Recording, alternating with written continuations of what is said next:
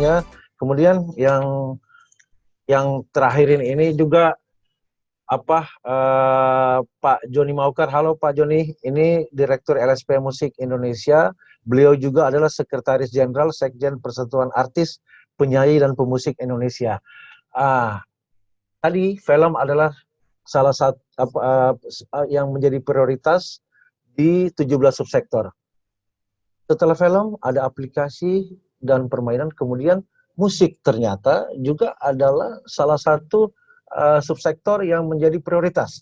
Nah, untuk itu saya persilakan Pak Joni Maukar selaku Direktur LSP Musik Indonesia untuk mempresentasikan bahannya, yaitu berjudul pelaksanaan sertifikasi musik. Silakan, waktu dan tempat saya persilakan Pak Joni. Terima kasih Pak Toar. Terima kasih juga salam buat Bu Teti, Pak Edi, Pak Gunawan. Saya ingin sampaikan langsung ke pelaksanaan LSPMI oleh LSPMI, Lembaga Sertifikasi Profesi Musik, karena hal-hal yang terkait dengan sertifikasi kompetensi itu sudah dijelaskan dengan sangat jelas, sangat komprehensif, paripurna oleh Ibu Teti tadi, juga oleh Pak Edi juga sudah menjelaskan. Nah, paling mungkin saya hanya mau mengingatkan bahwa sertifikasi kompetensi itu adalah satu proses pemberian sertifikat kompetensi yang dilakukan secara sistematis dan objektif melalui uji kompetensi. Nah, melalui uji kompetensi ini kita bisa melihat acuannya supaya para asesi itu dapat menyiapkan keterampilan, dapat menyiapkan dirinya sesuai dengan keterampilan dan pengetahuan attitude yang dimilikinya. Nah, frame itu kalau kami di LSPMI ini mengacu bukan kepada standar internasional, ya, kami mengacu kepada SKKNI. Jadi kami mengacu kepada SKKNI, oleh karena itu SKKNI yang kami berlakukan itu adalah SKKNI Seni Musik nomor 204 tahun 2018. Itu adalah yang baru, yang mencabut SKKNI sebelumnya tahun 2010 nomor 120 kalau tidak salah. Nah, mungkin lanjut bisa saya lihat itunya. Itu adalah mengenai sertifikasi kompetensi yang barusan saya katakan tadi. Nah, untuk itu kita akan menerima registrasi pendaftaran dari para asesi, para pelaku musik untuk okupasi yang ada saat ini. Nah, ini Bu Teti, sedih sekali saat ini yang ada itu baru 2, yaitu okupasi untuk penyanyi solo dan juga untuk instrumentalis, kami sebut itu, yaitu untuk pemusik. Jadi pemusik itu adalah para musisi yang akan diuji kompetensi sesuai dengan keahlian di alat pilihannya. Misalnya gitaris, kemudian bassis, drummer, keyboardis, pianis, saksofonis, dan seterusnya. Nah, itu kita masukkan dalam kelompok pemusik instrumentalis. Kemudian yang lainnya adalah solo. Nah, kita bisa melihat bahwa itu dilaksanakan oleh lembaga sertifikasi kompetensi. Kita ingin tahu juga apa itu lembaga sertifikasi kompetensi. Mungkin sebagian besar sudah tahu, mungkin ada juga yang masih abu-abu, sedikit-sedikit tahu. Nah, kita bisa pindah, kita lihat pengertian dari lembaga sertifikasi dari lembaga sertifikasi kompetensi tersebut.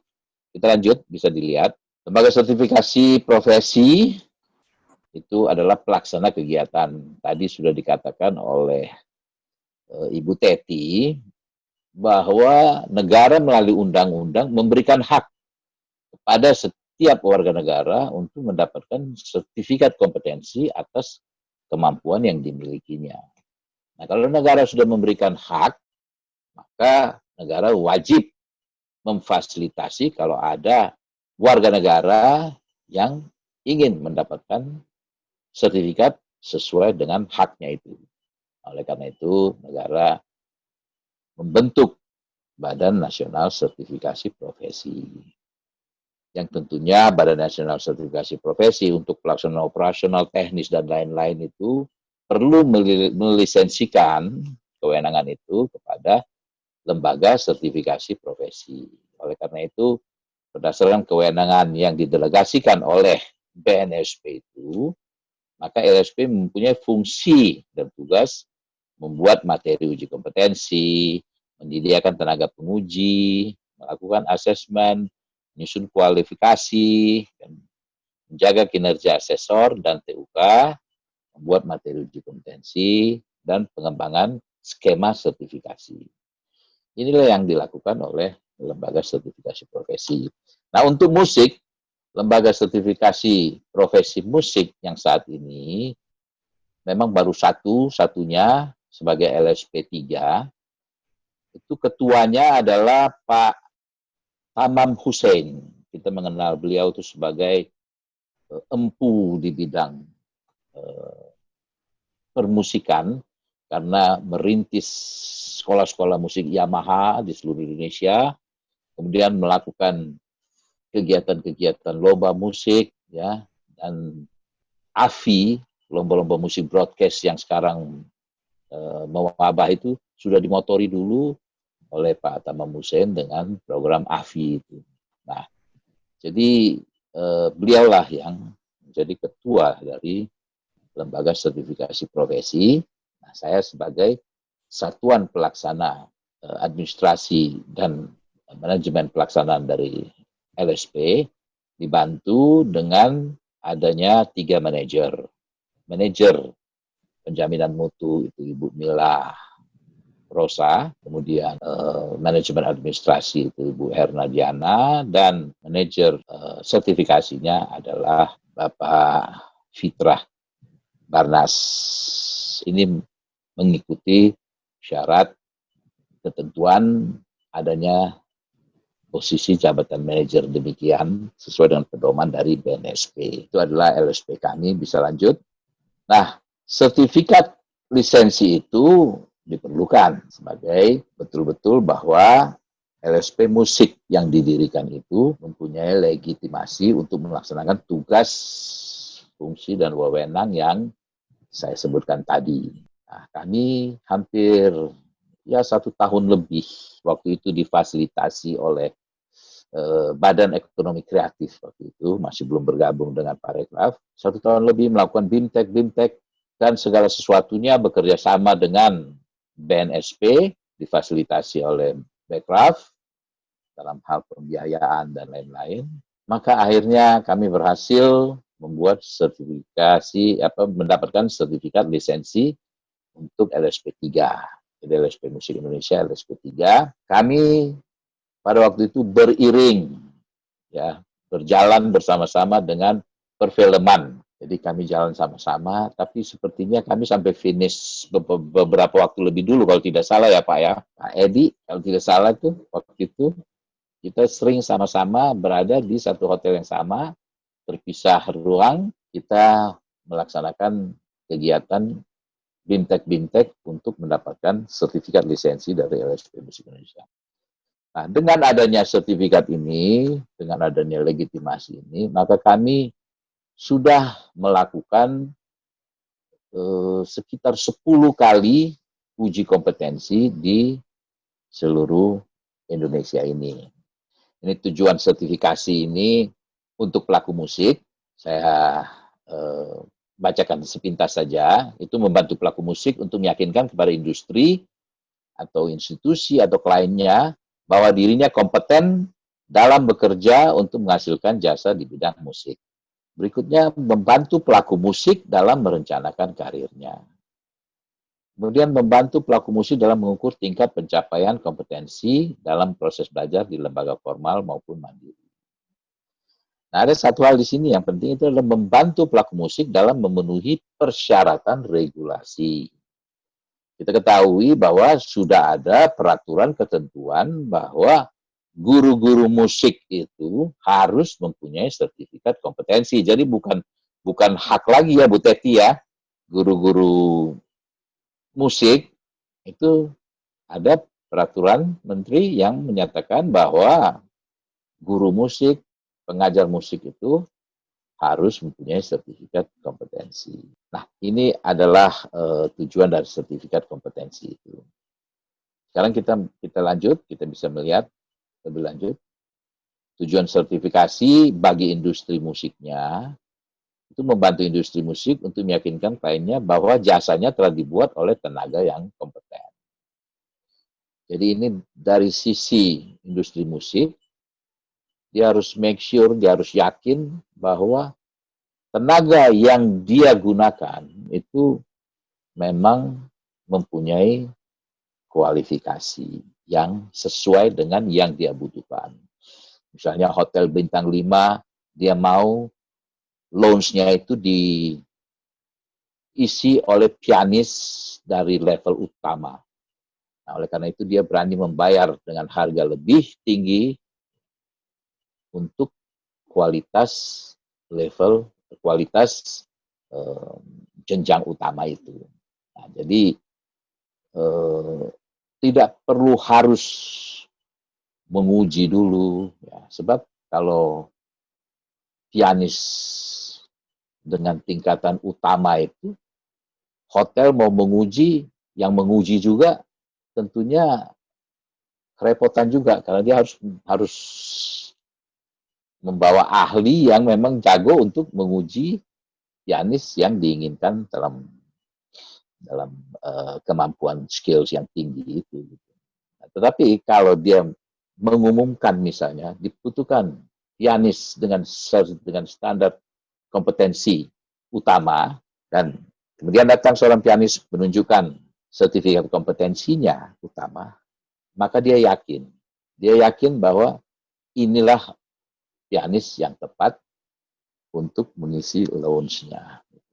Itu tentu semakin tinggi bintang, semakin banyak bintang hotel itu, semakin tinggi tingkat standarisasi kompetensinya dan semakin tinggi salari yang siap dia bayarkan. Oleh karena itu, kita melihat pada akhirnya standar kompetensi ini akan mengacu pada KKNI yang ujung-ujungnya adalah tingkatan pengupahan.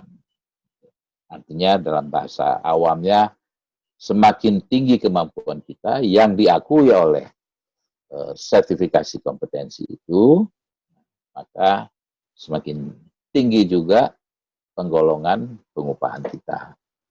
Nah, kita bisa mengacu kepada KKNI itu.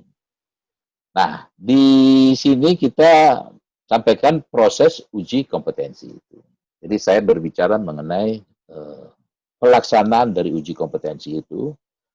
Tadi Ibu Teti, Pak Edi, dan Pak Gunawan itu membicarakan konsep-konsepnya, aturan-aturannya, regulasinya. Saya membicarakan bagaimana kalau ada calon asesi yang berminat untuk ikut uji kompetensi supaya bisa mendapatkan sertifikat kompetensi. Kami akan memulai dengan dia mendapatkan informasi pendaftaran yang akan diberikan oleh admission staff kami. Dia nanti akan bisa melakukan asesmen secara mandiri ya, dengan mengisi form-form pada APL 01, kemudian juga form pada APL 02. Jadi secara gampangnya kita jelaskan sebagai berikut ini. Seorang pelaku musik, dia datang, kemudian menyatakan dirinya, saya mempunyai kemampuan ini. Maka apa yang dinyatakannya itu akan kita mappingkan kepada form-form yang ada itu. Jadi dengan mengisi dengan mengisi form PL02 itu, maka dia menyatakan kompetensinya. Proses berikutnya, dia membawa bukti-bukti dari pernyataannya itu. Jadi kalau dia menyatakan saya ini mempunyai kemampuan pengolahan teknik vokal, sehingga dia menjelaskan dia bisa mulai dari penguasaan teknik vokal. Dia menguasai pernafasan diafragma, dia menguasai artikulasi, dia menguasai semua item-item yang ada pada kerangka acuan pada skema okupasi, tetapi kita melihat kepada buktinya. Dia memperlihatkan buktinya. Ini adalah penghargaan terhadap saya ketika saya juara 1 di lomba tingkat nasional. Ini adalah penghargaan terhadap saya juara 2 di lomba remaja ASEAN. Maka itu yang kita sebut sebagai portofolio. Ini sertifikat saya dari Institut Kesenian Jakarta.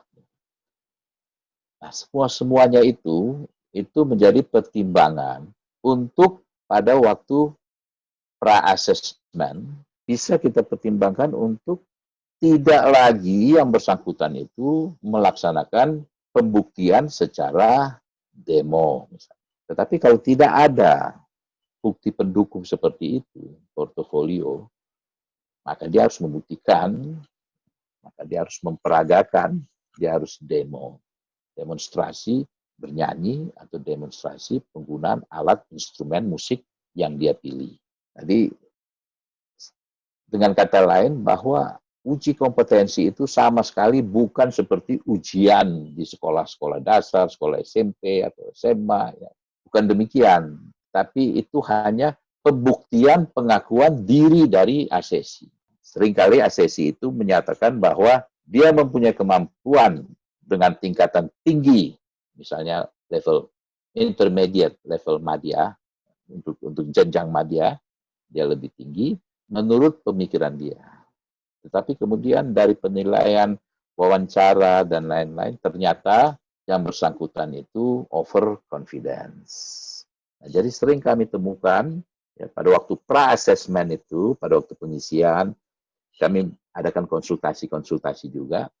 Sebelum dia menetapkan pilihannya, dia mau mengambil skema yang mana. Apakah skema basic, ataukah skema intermediate, ataukah skema advance. Jadi di dalam okupasi yang ada itu kami sebut jenjang untuk tingkatan dasar, pratama, kemudian madya, kemudian utama yang tertinggi. Itu hanya untuk okupasi penyanyi solo dan instrumen, musisi instrumen. Nah, dengan demikian pada waktu dia menetapkan pilihannya, saya mau mengambil vokalis utama atau pianis madya, maka untuk selanjutnya dia akan memasuki tahap asesmen di mana dia akan diwawancara atau melakukan demonstrasi dalam skema yang dia pilih. Nah, kemudian dalam proses itu dilakukanlah wawancara dan teknik-teknik pengujian lainnya untuk adanya pembuktian terhadap pengakuan dari yang bersangkutan atas kompetensi dirinya. Nah, jika terdapat perbedaan di antara asesi dan asesor, artinya asesi merasa bahwa dia mampu, tetapi dia kompeten, tetapi asesor memberi penilaian tidak kompeten, maka yang bersangkutan itu diberikan kesempatan untuk melakukan banding. Jadi dia akan banding dan itu akan diproses. Tapi sampai sejauh ini, apa yang dilakukan oleh LSPMI itu baru tidak sampai ke tahap banding, tetapi ada sedikit perbedaan-perbedaan pendapat dari asesi dan asesor, tetapi kemudian setelah ada penjelasan-penjelasan lebih mendalam dari asesor, biasanya mereka paham. Kadang-kadang memang asesi itu suka menganggap kompetensinya itu lebih tinggi daripada yang standar yang ternyata ada di SKKNI, di skema, dari skema itu yang diterapkan oleh asesor, berdasarkan skema itu, ternyata penilaiannya terhadap dirinya itu lebih tinggi daripada kompetensinya yang dimilikinya. Nah, untuk di dalam isian asesmen itu kita harus melihat isiannya itu memang harus valid, ya, kita sebut itu sebagai VATM itu, ya, kunci kalau asesor mendapat BIMTEK itu dia harus ingat betul-betul pada VATM itu, yaitu harus valid, harus asli, harus terkini. Terkini itu artinya ada batas waktunya 3 tahun dari portofolio bukti-buktinya itu dikeluarkan. Jadi bukan yang sudah lama, tetapi ada batas waktu tahunannya. Dan kemudian harus dianggap memadai, harus dianggap memang cukup untuk menjadi bukti bagi asesi itu untuk mengikuti asesmen. Itu kira-kira itu adalah proses pentahapan uji kompetensi. Nah, kemudian bila mana selesai dan asesor menilai bahwa asesi ini adalah kompeten, nah kami punya asesor itu ada tersebar dari Medan sampai Papua, itu ada 78 asesor musik. Ada 78 asesor musik, dan ya masih kami masih mengupayakan supaya semua itu bisa menguji, sebab ada beberapa asesor yang sampai saat ini belum mendapat giliran untuk menguji, misalnya karena misalnya di Papua ya belum ada peminat untuk mendapatkan sertifikasi kompetensi musik. Nah, kami menghimbau supaya Pemdanya ikut memfasilitasi, ya, membiayai, tapi juga mungkin belum ada perhatian ke sana, ya, karena sebagian juga mindsetnya sertifikat ini apa sih manfaatnya, gitu. Nah, waktu kita jelaskan inilah manfaatnya, kemudian kayaknya belum sekarang, itu nanti saja, karena sertifikat itu juga masa berlakunya juga cuma 3 tahun. Nah, jadi itu adalah beberapa kendala-kendala kami di dalam melakukan sertifikasi musik melalui Lembaga Sertifikasi Profesi Musik Indonesia. Kami punya asesor-asesor itu antara lain adalah asesor itu rata-rata akademisi merupakan dosen, merupakan guru pengajar, apalagi yang dari daerah-daerah itu. Rata-rata adalah ada doktor, S2, pengajar di perguruan tinggi, ya, pengajar musik. Nah, tapi sebagian besar adalah praktisi-praktisi yang merupakan praktisi musik yang dikenal oleh masyarakat, seperti misalnya Tama Hussein di piano, Widya Krisanti di keyboard bersama David Klein, Cindy Luntungan, Jimmy Manopo, drum, Uce Tekol, basis dari band The Rollies, Pugu Kribo itu asesor dari gitar serta saksofon, Ike Nurjana, Mila Rosa, Amirus itu di vokal. Mereka adalah praktisi-praktisi ya, para penyanyi dan musisi yang dikenal oleh masyarakat. Mereka juga menjadi asesor dari LSP Musik. Nah, jika asesi itu dinyatakan kompeten, maka dia direkomendasikan oleh asesor untuk mendapatkan sertifikat. Nah, sertifikatnya seperti ini, ya. Kami mengajukan nama-nama yang kompeten kepada BNSP, kemudian dari BNSP akan mengirimkan kepada LSP blanko sertifikat. Nah, kemudian kami yang mencetaknya dengan nama-nama dari asesi tersebut. kemudian melaporkan kepada BNSP saat sertifikat itu semua sudah didistribusikan. Sertifikat ini berlaku untuk masa 3 tahun. Nah, apakah Ibu Teti masih ada bersama-sama? Ibu Teti, apakah masih ada bersama-sama? Masih. Masih.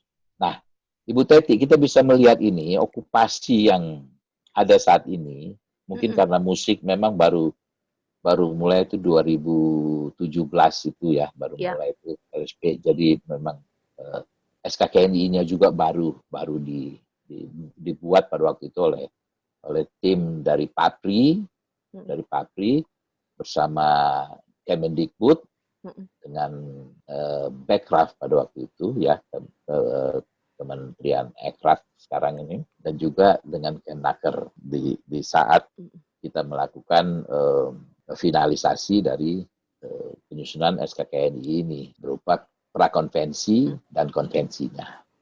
Nah, kalau Ibu lihat itu dan teman-teman sekalian para ini serta ada okupasinya itu untuk penyanyi solo dan untuk musisi seperti yang sudah saya jelaskan tadi. Selebihnya itu juri musik, pemain orkestra, pengarah lagu, ya, konduktor musik, komponis, penata bunyi, termasuk pemandu karaoke ada di situ karena ini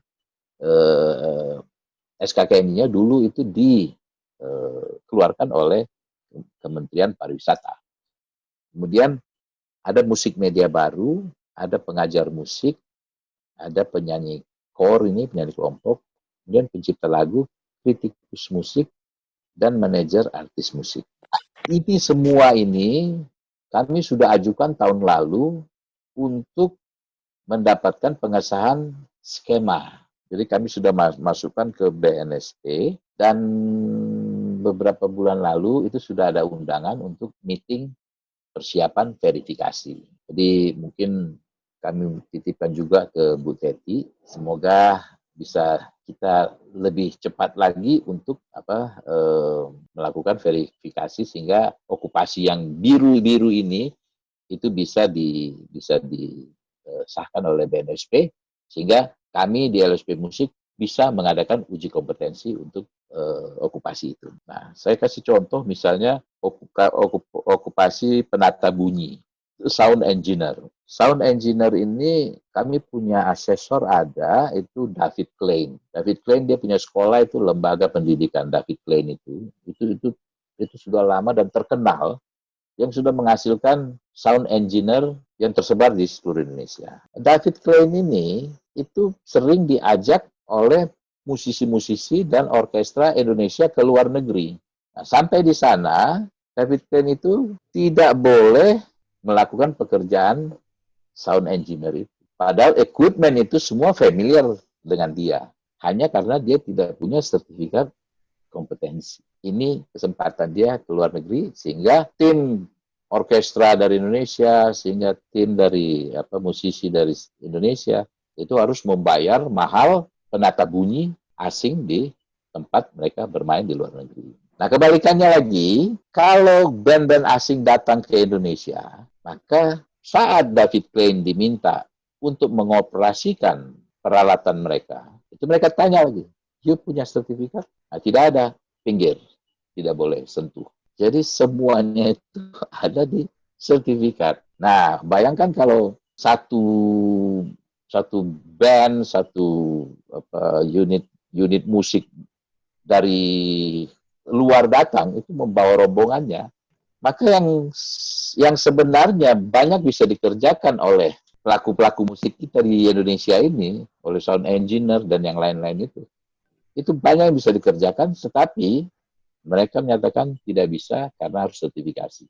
Akhirnya panitia itu, IO itu, promotor itu harus membayar mahal terhadap tenaga-tenaga yang sebenarnya banyak di Indonesia yang tampil, hanya karena tidak sertifikat. Nah, itu bergantung juga kepada okupasi, karena LSP tidak bisa mensertifikatkan, karena tidak bisa melakukan uji kompetensi, sebab skemanya belum disahkan. Jadi izin Pak Juni, izin Pak jadi Juni kami izin Pak Juni harapkan juga supaya sama-sama bisa. Nah, ini saya hanya memberikan contoh karena saya pikir saya sudah menyampaikan apa yang dilakukan oleh LSPNI. Kita bisa lihat berikutnya, itu adalah hanya bisa. Nah, ini adalah kota-kota yang sudah kami laksanakan bersama Bekraf uji kompetensinya. Ini di kota-kota ini. Setiap kota itu pesertanya 100 orang minimal. Ada yang di Ambon sampai 120, di Bandung juga sampai 120-an. Nah, ini adalah coba bisa dilihat. Nah, ini adalah sertifikasi yang kami sampaikan dengan cuma-cuma karena difasilitasi oleh Bekraf. Diikuti juga oleh peserta difabel, ya, dan peserta ini sangat bangga mendapatkan sertifikat, sehingga dia mengirimkan fotonya dan pendampingnya menyatakan waktu di foto dia terharu, dia meneteskan air matanya. Dia bangga. Banyak orang-orang di Indonesia yang masih menyepelekan sertifikat kompetensi. Tapi difabel ini bangga dengan sertifikat kompetensinya. Terima kasih. Sampai di sini Pak Tor. Oke, baik Pak Joni, luar biasa pemaparannya tadi. Kita beri aplaus dulu untuk Pak Joni. Memang di seni musik ini luar biasa. Banyak talenta-talenta Indonesia yang lebih ya, seperti Ali Bata yang jago banget main gitar, tapi nggak tahu apakah sudah disertifikasi atau tidak. Terus prosesnya seperti apa, ya kan? Banyaklah talenta-talenta yang lebih dari musisi Indonesia yang tidak melalui jalur pendidikan, tapi karena talentanya luar biasa, dia bisa memainkan multi instrumen. Ya, oke. Terima kasih Pak Joni tadi sudah menggambarkan.